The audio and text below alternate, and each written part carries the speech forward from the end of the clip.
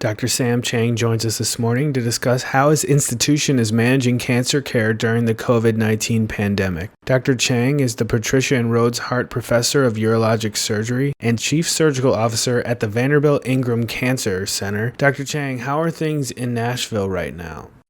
Well, we have a little bit of the buildup, obviously. We're not quite as Governor Cuomo would say, we're not at our apex. We definitely see that coming in the next week or so. We've been, fortunately, very aggressive, and our leadership at Vanderbilt has really started proactively. And our preparation at this point is good in terms of preparation with bed space, ventilator capacity. But as with everywhere, we're working on preserving our PPE for our workers. The mayor of Nashville, fortunately, has been early on quite aggressive with a stay-at-home policy and social distancing. I don't want to get political. Our governor in the state has been somewhat behind on that. So as a city, I think Nashville has done as good a job as any major city in terms of social distancing and following the CDC and the guidelines. What are some of the key considerations for urologic oncologists when it comes to caring for patients with urologic cancers as we fight the spread of COVID-19? Well, this is an incredibly difficult situation for caregivers and patients.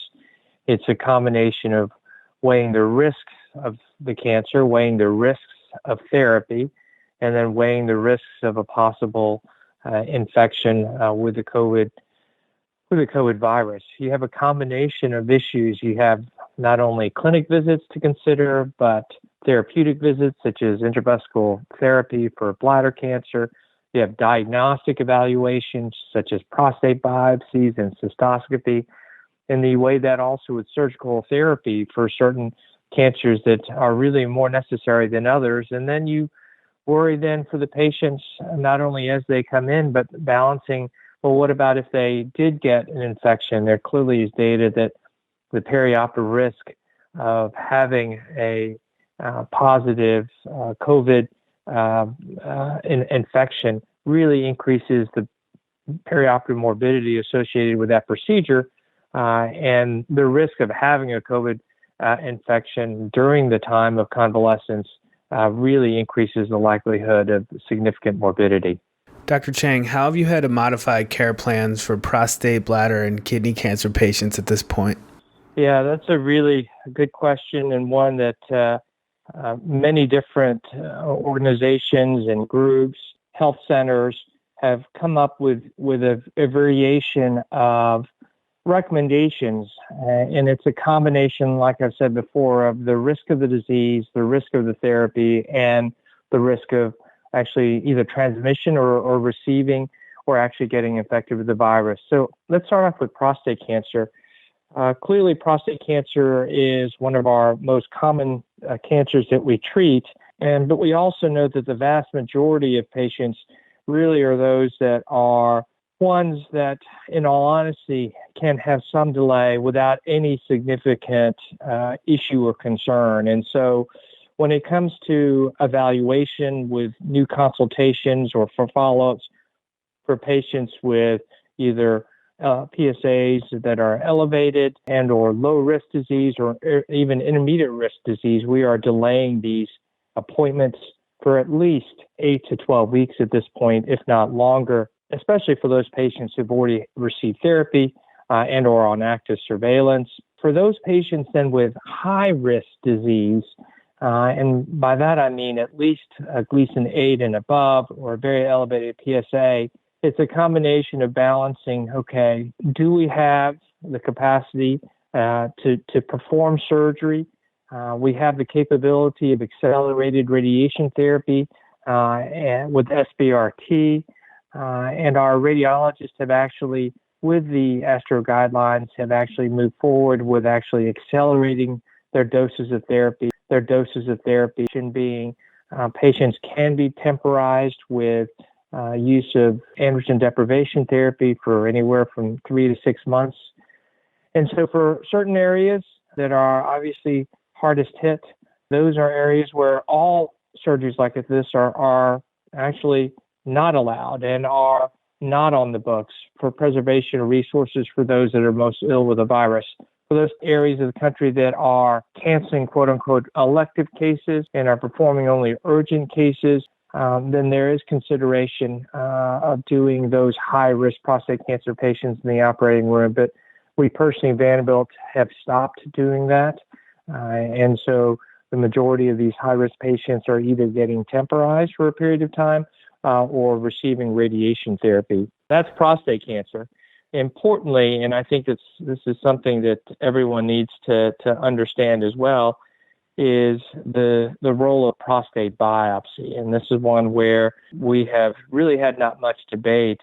In those patients that are scheduled for a biopsy, we're actually delaying the biopsy 8 to 12 weeks at this point. We do the vast majority of our biopsies via transrectal ultrasound route as opposed to transperineal. But even those patients that we perform a transperineal biopsy, we will, at this point, we are delaying that to avoid use of resources as well as protective gear.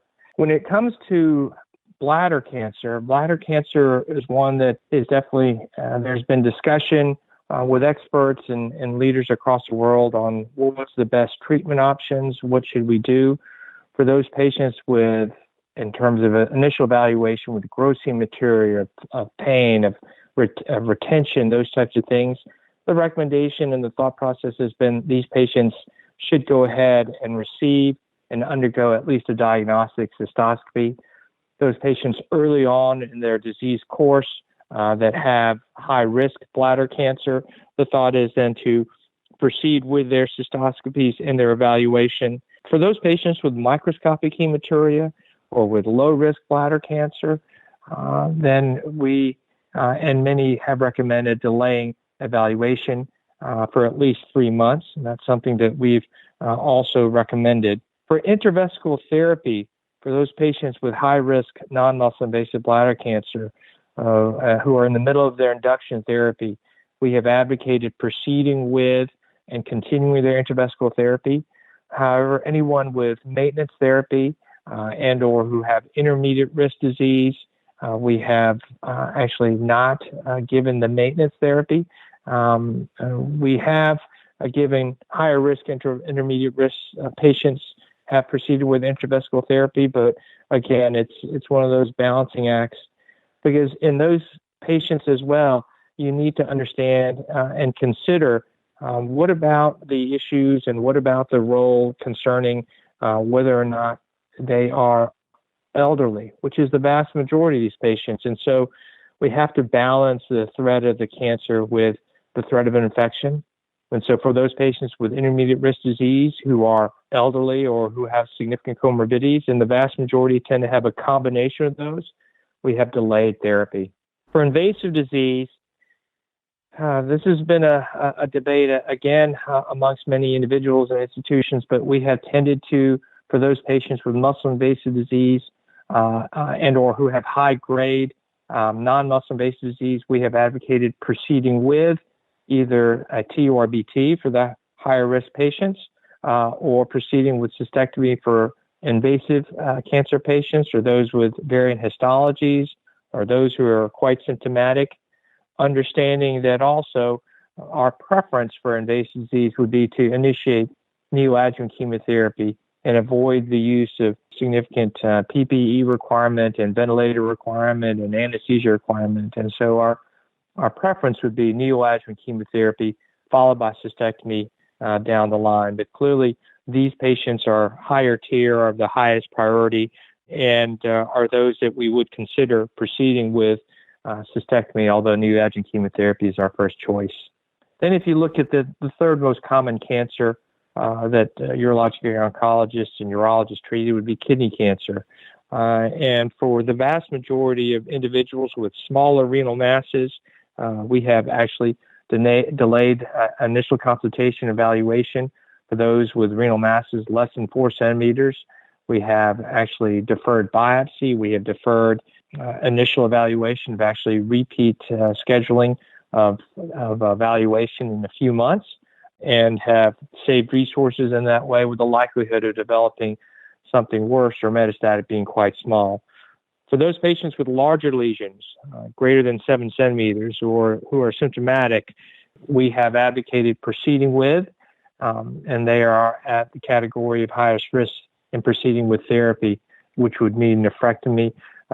We have not, and we have delayed those patients with smaller renal masses that were scheduled for either thermoablative therapy or have been scheduled for partial nephrectomy. Those patients have all been delayed at least 2 to 3 months. Again, for follow-up, those patients that have been in follow-up, we have actually delayed their visits as well, 2 to 3 months. With all three of these cancers, we've utilized telemedicine as much as we can, or telephone visits. And everyone, I would say, or the vast majority, have been very understanding of the situation. But clearly, it is a difficult one where we balance, again, the risk of their actual diagnosis, their therapy, and risk of actually catching the virus. How's research and clinical trials being impacted by this COVID-19 pandemic at your institution? Yeah, it's been very, very difficult. We have stopped enrollment in any new clinical trial or have actually stopped initiating any new clinical trial at this point for saving resources. In the clinical trials that we have open for those patients who have limited therapeutic options, an example would be our high-risk non-muscle invasive bladder cancer, where an alternative only would be to go to cystectomy, or in those patients who have high-risk disease, such as high-risk or metastatic prostate cancer. Those patients currently in trials are continuing their visits and continuing their evaluation, but we have suspended, again, initiating any new trials, and new patients are only, those patients are being screened if we can actually give an alternative that may utilize resources that are so sorely needed at this time. Any other advice for the urologic community as they manage cancer care during this uncertain time? Everyone is pitching in. I think everyone would understand that the utilization of the entire team, of the nursing staff, of the residents, of your partners, and then most importantly, of those that you may not recognize as well, the scheduling staff, the MAs, the folks that actually help transport patients, all those individuals are an important part of evaluating all our patients. Everyone has been, I think, understanding the importance of teamwork, and so as a result, we've attempted to actually change our scheduling so that people are limiting their own personal exposure. We're chipping in and seeing patients that we normally wouldn't see in order to, again, minimize exposure to not only ourselves but to our patients, but also attempting to risk stratify so those patients that get care get the best possible care and at the level and quality that we've always provided. And so, again, it's teamwork first and understanding again, that we're in this together. Dr. Sam Chang is the Chief Surgical Officer at the Vanderbilt Ingram Cancer Center in Nashville. Thanks for joining us this morning, Dr. Chang. Thank you again, Casey. Everyone, please stay safe.